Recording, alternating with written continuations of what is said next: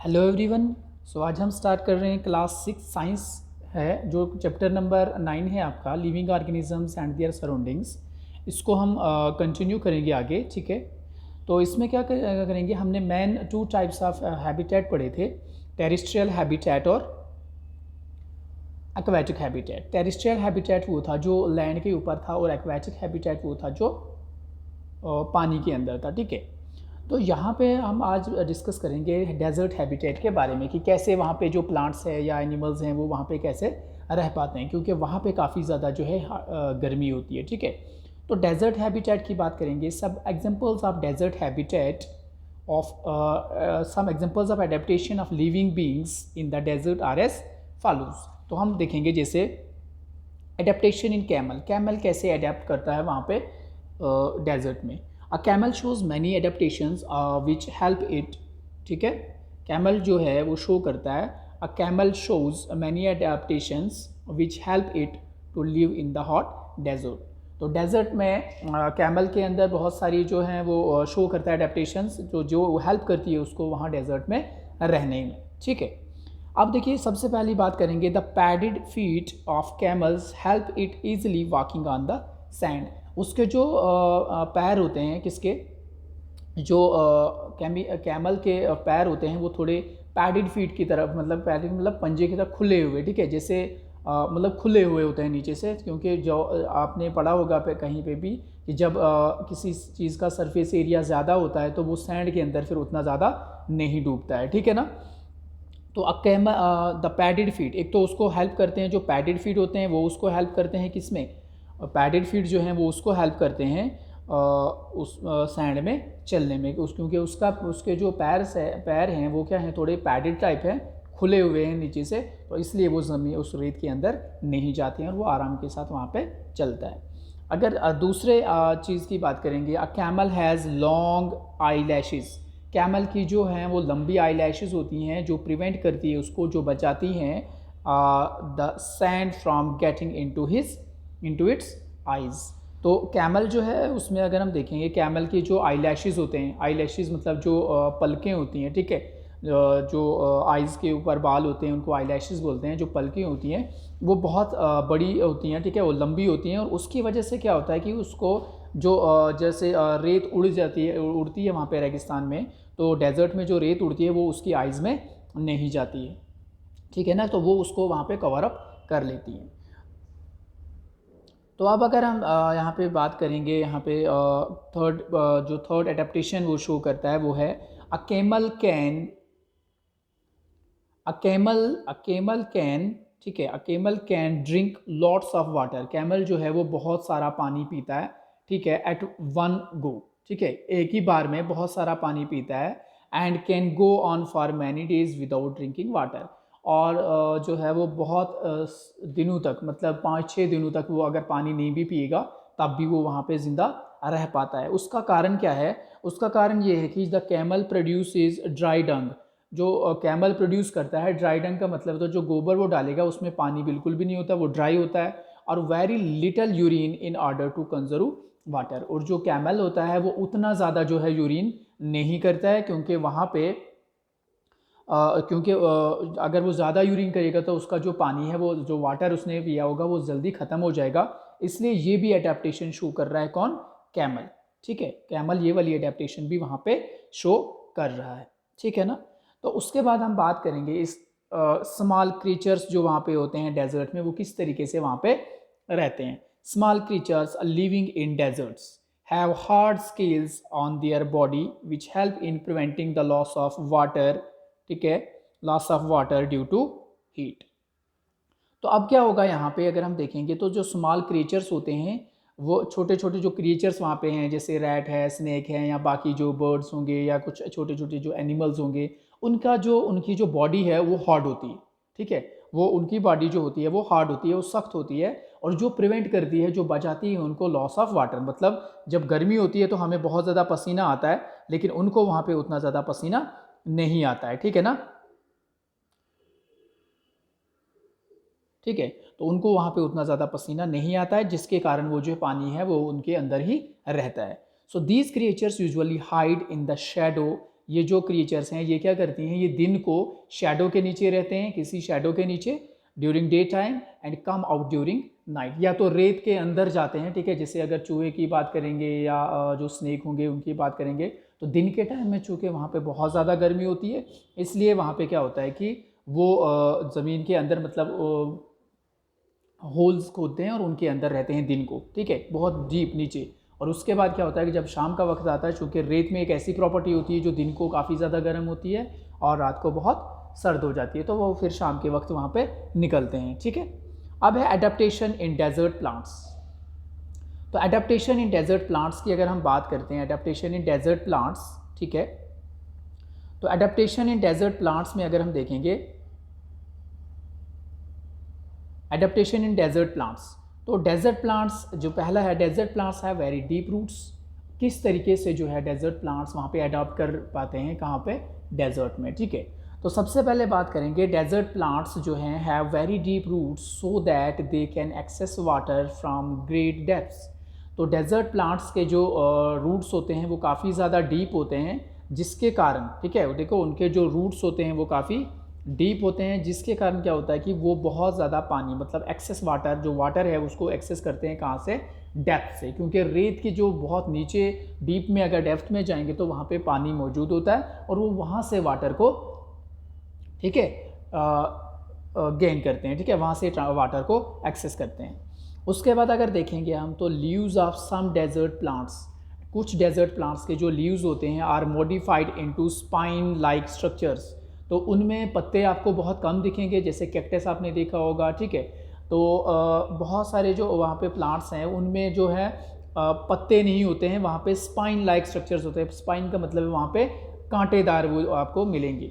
So this helps in preventing water losses by way of transpiration, ठीक है। तो ये ज़्यादा ट्रांसपायरेशन फिर नहीं करेंगे, क्योंकि सबसे ज़्यादा ट्रांसपायरेशन जो करते हैं वो पत्ते करते हैं, लेकिन उनमें पत्ते नहीं होते, उनमें क्या होते हैं, उनमें स्पाइंस लाइक स्ट्रक्चर्स होती हैं, मतलब कैसे, जैसे कांटेदार वो होंगे, ठीक है। तो उसी तरह अब फिर थर्ड पार्ट की अगर हम बात करेंगे, some of the stems of some desert plants are modified into leaf like structures. तो जिस तरीके से आपने देखा होगा केले के दरख्त में जो है वो स्टेम जो होता है वो बहुत नाजुक होता है, ठीक है, मतलब एज अ लीफ की तरह ही होती है वो। Such stems are spongy and have a coating of wax over them. तो वो जो स्टेम्स होती हैं वो स्पॉन्जी टाइप होती हैं और उनमें क्या होता है कि उनमें वैक्सी कोटिंग होती है, जैसे गम आपने देखी होगी, ठीक है, गम आपने देखी हुई उस तरीके की वैक्सी कोटिंग, या एलोवेरा आपने देखा होगा, जब हम कैक्टस को काटते हैं तो वहाँ से एलोवेरा निकलता है, वो जेल जैसी, वो उसके ऊपर लगी होती है, उनके ऊपर, उन स्टेम्स के ऊपर। उस वजह से होता क्या है, उस वजह से क्या होगा कि उस वजह से जो ट्रांसपायरेशन होता है या जो पानी जो ट्रांसपायरेशन होता है वो बहुत कम हो जाता है, ठीक है। The wax coating prevents evaporation, जो कि वैक्सी कोटिंग जो उसके अंदर होती है वो उसकी वजह से एवोपरेशन जो है वो ज़्यादा नहीं होता है। And spongy inside helps in storing lot of water, और जो स्पॉन्जी की वजह से वो क्या होता है कि वो बहुत पानी को क्या कर देते हैं, बहुत सारा पानी अपने अंदर स्टोर करते हैं, ठीक है। अब हम बात करेंगे यहाँ पे माउंटेन हैबिटेट की। तो माउंटेन हैबिटेट की अगर हम बात करते हैं तो माउंटेन हैबिटेट में होता क्या है, मतलब जो किस तरीके से जो ट्रीज़ होते हैं वो माउंटेन के अंदर सर्वाइव करते हैं, या बाकी एनिमल्स जो हैं वो किस तरीके से माउंटेन हैबिटेट में सर्वाइव करते हैं, ठीक है ना। तो यहाँ पे पहला जो हम देखेंगे यहाँ पे, ठीक है, the mountain habitat is very cold and snowfall takes place in winters in some areas. तो माउंटेन हैबिटेट की बात करेंगे तो काफ़ी ज़्यादा ठंडा होता है और स्नोफॉल चूँकि वहाँ पे होता रहता है विंटर्स में इन सम एरियाज। सो दीज तो उस वजह से क्या होगा, ये मतलब कोल्ड होगा वहाँ पे। The trees of the mountain habitat are cone shaped. जो ट्रीज़ वहाँ पे होंगे, जो माउंटेन हैबिटेट की बात करेंगे, वहाँ पे जो ट्रीज़ होते हैं वो कैसे होते हैं, कोन शेप्ड होते हैं, जैसे कोन होता है उस तरीके के होते हैं। So the leaves of such trees are needle shaped. तो ये जो लीव्स होते हैं, उनके जो पत्ते होते हैं वो कैसे होते हैं, निडल की तरह होते हैं। The needle shape of leaves helps in preventing accumulation of snow on the leaves and thus they are not damage due to snow. तो इसकी वजह से क्या होगा, क्या जो निडल शेप की टाइप के जो लीव्स होते हैं उन जब और वो कॉनिकल शेप में होते हैं, तो जब बहुत ज़्यादा बर्फ़ पड़ेगी तो उनके ऊपर उतनी ज़्यादा बर्फ़ नहीं टिकती है, वो सीधे नीचे गिर जाती है, ठीक है, क्योंकि स्लोपिंग होता है वो नीचे की तरफ, है ना। तो उस वजह से वो जो है बर्फ़ वहाँ पे नहीं टिकती और उससे वो डैमेज नहीं होता है। उसके बाद बात करेंगे जो एनिमल्स हैं, animals in the mountain habitat. जो माउंटेन हैबिटेट में एनिमल्स होते हैं, ठीक है, माउंटेन जो एनिमल्स हैं माउंटेन हैबिटेट में, उनका जो होता है स्किन में थिक कोट ऑफ फर, ठीक है, मतलब उनमें बहुत ज़्यादा जो है वो हेयर्स होते हैं। तो उन हेयर्स की वजह से क्या होते हैं, this help in keeping them warm during very cold winters. तो ये जो फ़र उनकी बॉडी के ऊपर होता है, तो जब बहुत ज़्यादा सर्दी होती है तो ये फ़र उनको क्या करता है, उनको हीट प्रोवाइड करता है, वार्मथ प्रोवाइड करता है, ठीक है, गर्मी उनको, मतलब उनको उतनी ज़्यादा सर्दी फिर नहीं लगेगी। The mountain goats have strong hooves which help them in running along the mountain slopes. तो जो माउंटेन गोट्स होती हैं, जैसे आपने इंग्लिश के चैप्टर में भी मार्कोर के बारे में पढ़ा है, ठीक है। तो जो गोट्स होती हैं उनके जो हूव्स होते हैं, हूव्स का मतलब उनके जो पैर होते हैं वो काफ़ी ज़्यादा क्या होते हैं, हार्ड होते हैं, ठीक है, और स्ट्रॉन्ग भी होते हैं। तो वो क्या करते हैं, उनको हेल्प करते हैं, जो माउंटेन स्लोप्स होती हैं, जो पहाड़ियाँ होती हैं, वहाँ से वो आराम के साथ चल सकते हैं, उन पत्थरों पे, उन चट्टानों से वो आराम के साथ गुजर सकते हैं, ठीक है ना। उसके बाद बात करेंगे याक की। Yak and snow leopards are common examples of animal in the mountain habitat. Yak और स्नो लेपर्ड जो होते हैं वो ज़्यादातर आपको वहाँ पे पाए जाते हैं, कहाँ पे, माउंटेन हैबिटेट में। अब अगर हम बात करेंगे ग्रासलैंड हैबिटेट की, तो ग्रासलैंड हैबिटेट में क्या होगा, ग्रासलैंड हैबिटेट की अगर हम बात करेंगे, मैनी एनिमल्स, बहुत सारे जानवर जो हैं, live in the grasslands and in forest. तो बहुत सारे जो जानवर हैं वो कहाँ रहते हैं, वो रहते हैं ग्रासलैंड्स में और फॉरेस्ट में, जंगल में और ग्रासलैंड्स में, ठीक है। The climate is warm, climate जो होता है वो थोड़ा गर्म होता है, and food is available in good amount.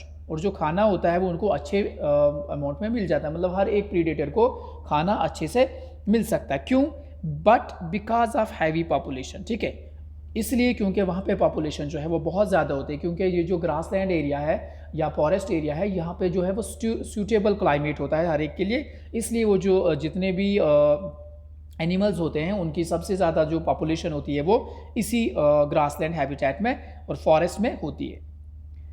The competition for food and other resources is tough. यहाँ पे जो कंपटीशन है खाने का वो बहुत ज़्यादा टफ है। क्यों, in the grasslands and forest में ये बहुत ज़्यादा टफ है उनको खाना, अपने मतलब कंपिटिटर्स से खाना लेना।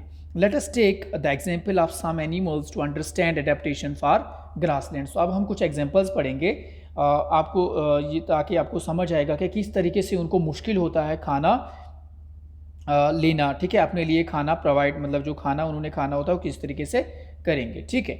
सबसे पहले हम बात करेंगे लाइन की। तो a lion is a ferocious hunter, ठीक है, लाइन जो है वो बहुत ज़बरदस्त खतरनाक हंटर है, शिकारी है। It is strong because of muscular body, और ये जो है ये काफ़ी ज़्यादा स्ट्रॉन्ग है क्योंकि उसकी मस्कुलर बॉडी जो है वो बहुत ज़्यादा स्ट्रॉन्ग है। The sharp claws of lions help them in killing a pray.